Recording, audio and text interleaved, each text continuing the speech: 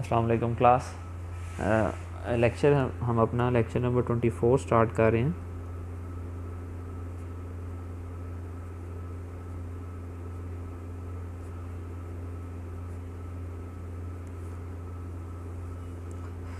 हमारा टॉपिक जो कंटिन्यू था वो था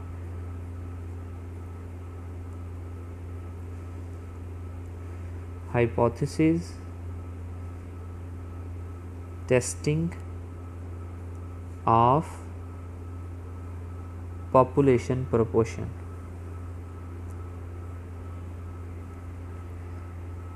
ये टॉपिक था हमारा जो कंटिन्यू था। इसके कुछ क्वेश्चन हम कर रहे थे एक्सरसाइज नंबर 16 से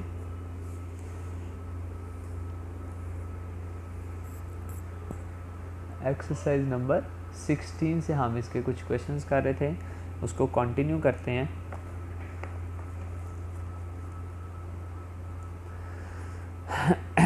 लास्ट टाइम मैंने क्वेश्चन किया था 16.27 क्वेश्चन किया था और आप लोगों को प्रैक्टिस के लिए 16.28 का बी पार्ट करने के लिए दिया था यहाँ पर।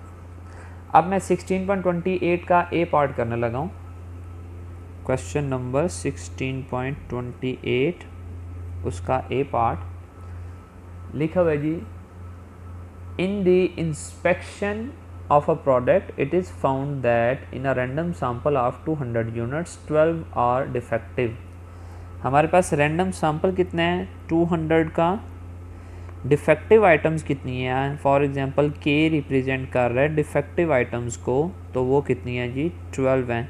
तो हम proportion sample proportion of the defective items calculate कर सकते हैं k ओवर n 12 ओवर 200। आगे लिखा हुआ है is this consistent with an average of 5% set as a standard. कहते हैं क्या ये सैम्पल इंफॉर्मेशन कंसिस्टेंट है किसके साथ कि उन्होंने जो स्टैंडर्ड सेट किया हुआ है डिफेक्टिव आइटम्स का वो कितना है 5% है। तो विच मीन्स हमारे पास नल हाइपोथेसिस जो बनता है कि उन्होंने जो ओवरऑल डिफेक्टिव आइटम्स की जो परसेंटेज है वो की हुई है 5%, 0.05। ये उनकी सेट परसेंटेज है एक। और अल्टरनेटिव हाइपोथेसिस हमारे पास क्या होगा definitely pi not is equal to 0.05। तो ये हमारे पास कौन सा टेस्ट बन जाता है, टू टेल टेस्ट बन जाता है हमारे पास। ये हमारे पास बन गई जी 0.06 बन गई हमारे पास। तो ये हमारे पास टू टेल टेस्ट है। सेकंड स्टेप हमारे पास क्या होता है लेवल ऑफ सिग्निफिकेंस। याद रखें बेटा जो क्वेश्चन में लिखा हुआ है is this consistent with an average of 5% set as standard. यहाँ पे ये उन्होंने लेवल ऑफ सिग्निफिकेंस नहीं, उनकी जो ओवरऑल जो एक उन्होंने एक एवरेज सेट की हुई है डिफेक्टिव आइटम्स की वो बताई हुई है 5%, जो पाई की वैल्यू है 0.05। लेवल ऑफ सिग्निफिकेंस क्वेश्चन में नहीं गिवन तो हम 0.05 यानी कि 5% लेंगे। टू टेल टेस्ट है तो हम इसको अल्फ़ा बाय 2 में भी चेंज कर लेंगे 0.025 और 1 माइनस अल्फ़ा बाय 2 में भी चेंज कर लेंगे जो बन जाएगी 0.975।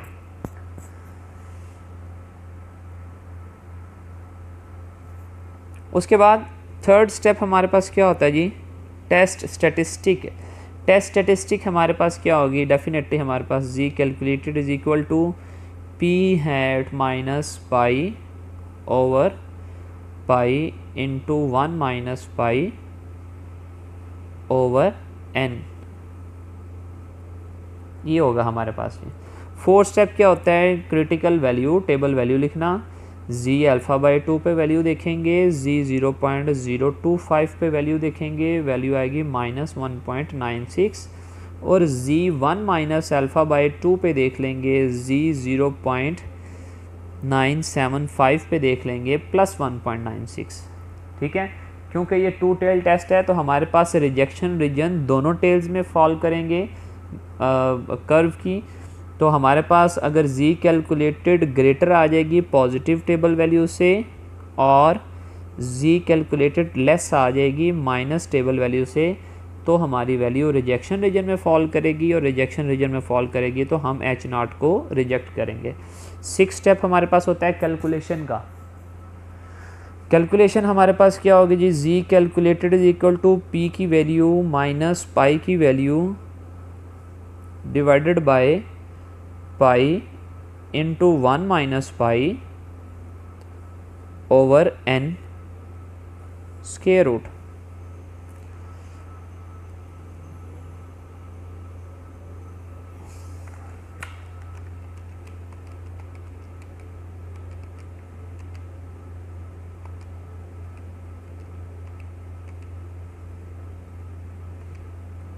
हमारे पास आ जाएगी 0.015411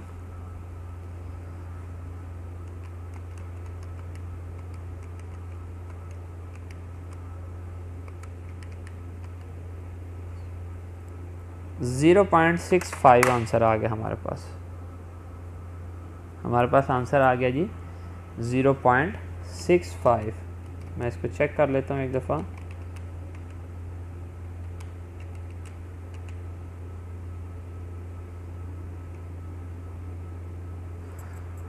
नहीं जी 0.065 है, ये 1.96 से क्या है, ये डेफिनेटली ये पॉजिटिव वैल्यू है तो ये टेबल वैल्यू से छोटी आ गया। अगर इस वैल्यू से एक्सीड कर जाती तो रिजेक्शन रीजन में फॉल करती। अब ये वैल्यू 0 है तो ये एक्सेप्टेंस रीजन के अंदर है।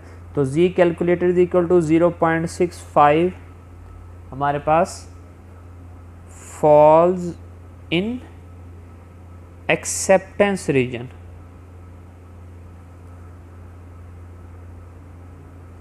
So we accept H0.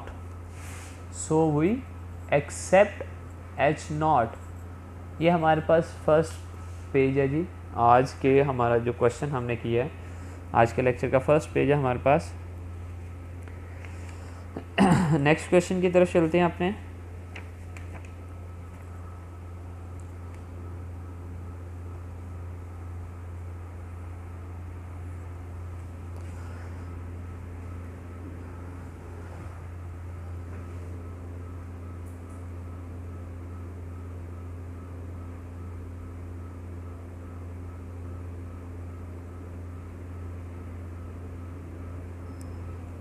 ले जी क्वेश्चन नंबर है जी हमारे पास 16.29, उसका ए पार्ट है जी हमारे पास। 16.29 उसका ए पार्ट लिखा हुआ है। The manufacturer of a patent medicine claim that it was 90% effective in relieving an allergy for a period of 8 hours। एक मैन्युफैक्चरर है जो क्लेम कर रहा है कि 90% उसकी जो मेडिसिन है वो एक एलर्जी के लिए बड़ी अच्छी है। विद इन 8 आवर्स उनको रिलीफ मिल जाता है उस एलर्जी से, विद इन 8 आवर्स। ठीक है, तो यहाँ पे जो क्लेम किया जा रहा है वही हमारा हाइपोथेसिस है, यानी कि H0 क्या है कि वो कह रहे हैं कि 90% जो है 90% हमारी मेडिसिन जो है वो रिलीफ देती है एलर्जी से 8 आवर्स के बिटवीन। तो पाई की वैल्यू क्या है 0.90, तो अल्टरनेटिव हाइपोथेसिस क्या होगा, pi not is equal to 0.90। 8 hours जो है वो किसी चीज़ की वैल्यू नहीं है, वो सिर्फ उन्होंने उसकी इन्फॉर्मेशन बताई हुई है कि वो विद इन 8 आवर्स जो है रिलीफ मिलती है उनको एलर्जी से। इन अ सैम्पल ऑफ 200 पीपल, ये हो गया सैम्पल साइज हमारे पास, कि हमारे पास सैम्पल साइज कितना है 200 पीपल का। The medicine provided relief for 160 people, और जिनको रिलीफ मिला वो कितने पीपल थे हमारे पास 160। सैम्पल इंफॉर्मेशन पे 200 पेशेंट्स को उन्होंने वो मेडिसिन दी, 160 को रिलीफ मिला। आगे लिखा है determine whether the manufacturer claim is legitimate at the alpha 0.01 level. Alpha की वैल्यू उन्होंने दी। हाइपोथेसिस हम ऑलरेडी पहले लिख चुके हैं उनकी फर्स्ट स्टेटमेंट से।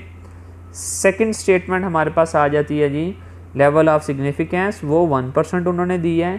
क्योंकि ये 2 टेल टेस्ट है तो मैं इसको अल्फ़ा बाई 2 भी कर लेता हूँ, 0.005 and 1 minus alpha by 2 0.995। Third step हमारे पास होता है टेस्ट स्टेटिस्टिक का। टेस्ट स्टेटिस्टिक हमारे पास definitely p minus pi over pi into 1 minus pi over n। Fourth step हमारे पास क्रिटिकल वैल्यू का, z अल्फ़ा बाई 2 z 0.005 पे वैल्यू होगी -2.576 और z 1 माइनस अल्फ़ा बाई 2 पे z 0.995 पे वैल्यू होगी 2.576 पॉजिटिव। फिफ्थ स्टेप, क्योंकि ये 2 टेल टेस्ट है तो हमारे पास रिजेक्शन रीजन दोनों साइड पे होगा। पॉजिटिव के लिए ग्रेटर का साइन, नेगेटिव के लिए लेस का साइन, ये आ जाएगी हमारे पास ये, then we reject H0। Six step हमारे पास होगा जी कैलकुलेशन का। तो कैलकुलेशन हम कर लेते हैं। कैलकुलेशन के लिए हम पहले सैम्पल प्रोपोर्शन कैलकुलेट कर लेते हैं। 160/200 तो हमारे पास 0.8 आ जाएगी।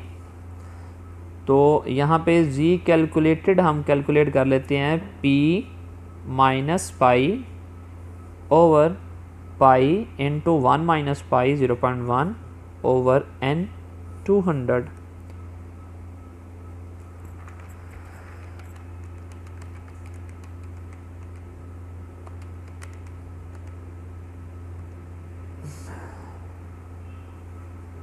(0.0212)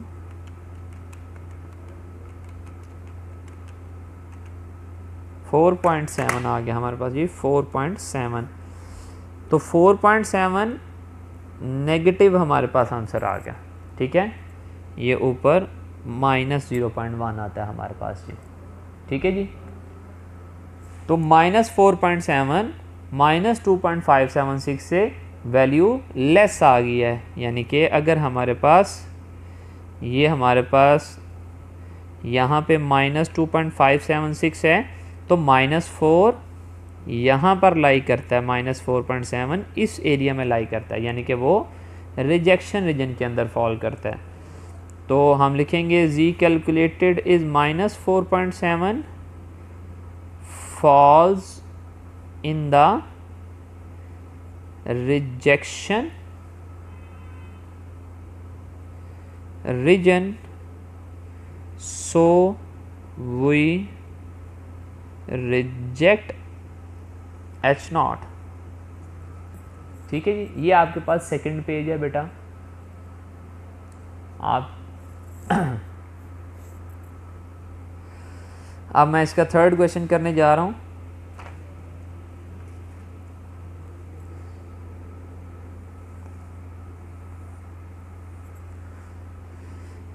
question number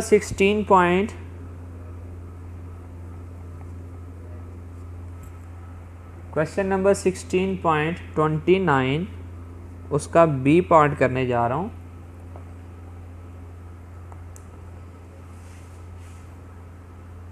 it is question number 16.29 उसका B part. It is claimed that 90% of men cannot tell the difference between the two different brands of cheese। Claim किया जा रहा है कि 90% जो पीपल हैं, मैन हैं, वो दो डिफरेंट ब्रांड चीज़ में जो है ना वो डिफ्रेंशिएट उसको नहीं कर सकते, वो उनको डिफ्रेंशिएट नहीं कर सकते, ये क्लेम किया जा रहा है। तो हमारे पास जो हाइपोथेसिस पहला बनता है, जो क्लेम कर रहे हैं जी 90% जो हैं वो उसको डिफ्रेंशिएट दो जो ब्रांड्स हैं हमारे पास चीज़ के, उनको नहीं कर सकते। H1 हम खुद ही लिख लेते हैं, पाई नॉट इज इक्वल टू 0.90। जो क्लेम किया जा रहा है वही आपका हाइपोथेसिस होता है बेटा। बट ऑफ द मेंबर्स, आगे क्वेश्चन में लिखते हैं, but of the members of a random sample of 500 man 72 could distinguish between them, is the claim justified. उन्होंने बोला जी मेंबर्स हमारे पास कितने हैं, मेंबर्स हमारे पास, सैंपल साइज हमारे पास कितने हैं 500, और 72 कुड डिस्टिंग्विश बिटवीन देम। जी मैं बात कर रहा था कि 72 कुड डिस्टिंग्विश बिटवीन देम, 72 ऐसे हैं जिन्होंने उसको डिफ्रेंशिएट कर दिया। ठीक है, क्लेम किया जा रहा था कि वो डिफ्रेंशिएट नहीं कर सकते, जबकि उन्होंने हमारे पास जिन्होंने उसको डिफ्रेंशिएट किया उसकी वैल्यू दी है, उन्होंने हमें ये वैल्यू दी है 72 की। मैंने इसको k नहीं लिखा क्योंकि यहाँ पे जो हम k की वैल्यू यूज़ करेंगे वो होगी 500 माइनस 72, 500 माइनस 72 करेंगे तो हमारे पास आ जाएगा 428। 72 वो थे जिन्होंने उसको डिफ्रेंशिएट किया, लेकिन हमें कौन से चाहिए, हमें वो मेंबर्स चाहिए जो उसको डिफ्रेंशिएट नहीं कर सके। तो वो हमने 500 में से उसको माइनस किया तो हमारे पास नंबर ऑफ़ पर्सन्स वो आ गए कि जो उसको डिफ्रेंशिएट नहीं कर सके, और क्लेम भी उसी चीज़ का किया जा रहा है। जिस चीज़ का बेटा क्लेम किया जा रहा हो सैंपल प्रोपोर्शन भी उसी की कैलकुलेट करते हैं। ठीक है, तो ये हमारे पास फर्स्ट स्टेप हो गया, उसका हाइपोथेसिस लिखा। सेकंड स्टेप हमारे पास हो गया जी लेवल ऑफ सिग्निफिकेंस, तो वो 0.05 यूज़ करेंगे क्योंकि ये 2 टेल टेस्ट है, तो इसको 2 पे डिवाइड कर दिया अगेन, और 1 माइनस अल्फ़ा बाई 2 भी कर दिया। फिर उसके बाद थर्ड स्टेप हमारे पास टेस्ट स्टैटिस्टिक, वो हम यूज़ करेंगे p hat minus pi over pi into 1 minus pi over n।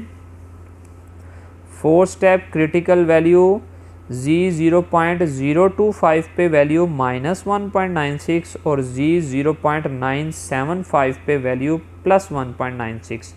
ठीक है, ये 2 टेल टेस्ट है, तो डेफिनेटली हमारे पास रिजेक्शन रीजन भी दोनों साइड पे होंगे, दोनों टेल्स के अंदर। z calculated value positive value से बड़ी आ जाए या कैलकुलेटेड वैल्यू लेस आ जाए नेगेटिव वैल्यू से, तो हम क्या करेंगे, H0 को रिजेक्ट करेंगे। ठीक है जी। फिर उसके बाद हमारे पास 6 स्टेप आ जाता है कैलकुलेशन का। तो कैलकुलेशन के लिए हम यहाँ पे सैंपल प्रोपोर्शन, अब यहाँ पे सैंपल प्रोपोर्शन k/n, तो यहाँ पे वैल्यू आएगी 428/500। ठीक है,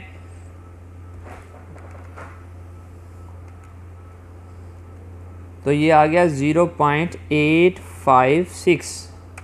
तो z कैलकुलेटेड की वैल्यू देखते हैं, 0.856 minus 0.9 divided by pi into 1 minus pi 0.1 divided by 500 square root.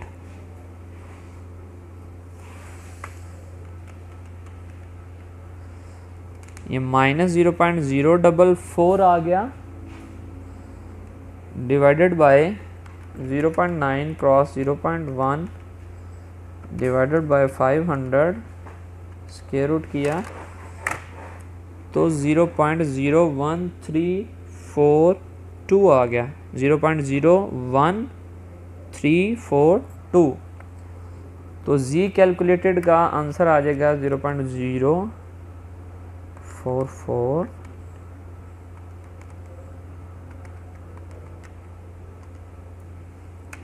Minus 3.27। तो 7th स्टेप हमारे पास जो क्रिटिकल रीजन था वो -1.96 और +1.96 था, तो -3 यहाँ पे लाई करता है।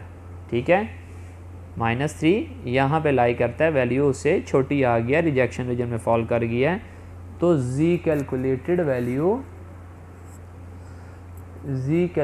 Value -3.27 falls in rejection region, so we reject H naught. ये हमारे पास क्वेश्चन हो गया जी, ये आपके पास क्वेश्चन कंप्लीट। आगे से क्वेश्चन नंबर लास्ट क्वेश्चन है इस टॉपिक का बेटा, वो आप लोगों ने खुद करना है। 16.30 है, मैं उसके सिर्फ स्टेटमेंट पढ़ूंगा, आपको हाइपोथेसिस लिखवाऊंगा, आपको प्रोपोर्शन बता दूंगा, आप उसको सॉल्व करेंगे। देखिएगा, an electrical company claim that at least 95% of the parts which they supplied on a government contract confirm to specification. Claim किया जा रहा है कि 95% जो पार्ट्स वो प्रोड्यूस करते हैं वो स्पेसिफिकेशंस को मीट करते हैं, रिक्वायरमेंट के अकॉर्डिंग होते हैं। एच नॉट उनका बन गया pi is equal to 95%, that is 0.95, और अल्टरनेटिव क्या होगा, pi not is equal to 0.95। ठीक है, क्लेम क्या किया जा रहा है, 95% वो रिक्वायरमेंट को मीट करते हैं, जो उनकी रिक्वायरमेंट होती है। आगे लिखा है a sample of 400 parts was tested. ये हो गया सैंपल साइज हमारे पास, n की वैल्यू, ठीक है, and 45 did not meet specifications, can we accept the company claim at 5% level of significance. और उन्होंने बताया कि 45 ऐसे हैं जिन्होंने रिक्वायरमेंट पूरी नहीं की, जबकि क्लेम क्या किया जा रहा है, क्लेम किया जा रहा है कि वो रिक्वायरमेंट को मीट करते हैं, उनकी रिक्वायरमेंट पूरी होती है। तो इन्फॉर्मेशन किसकी दी जा रही है, जो नहीं रिक्वायरमेंट जिनकी पूरी हुई। तो हम यहाँ पे के कैलकुलेट करेंगे कैसे, कि हम 400 में से -45 करेंगे तो 355 ऐसे पार्ट्स हैं जिन्होंने उसकी स्पेसिफिकेशंस को मीट किया। तो अब यहाँ पे हमारी सैम्पल प्रोपोर्शन के लिए हम 355/400 यूज़ करेंगे। ये दो क्वेश्चन डिफरेंट थे इस एक्सरसाइज में, ठीक है। एक क्वेश्चन मैंने आपको करवा दिया, दूसरे क्वेश्चन का आपको मैंने हाइपोथेसिस भी लिखवा दिया और सैम्पल प्रोपोर्शन भी। रिमेनिंग आपके पास स्टेप्स रह गए, ये क्वेश्चन आप लोग कंप्लीट कर लेंगे, ठीक है बेटा। नेक्स्ट क्लास के अंदर हमारा नया टॉपिक स्टार्ट होगा, जो होगा hypothesis testing for the difference between two population proportions, ठीक है जी। थैंक यू, अल्लाह हाफिज़।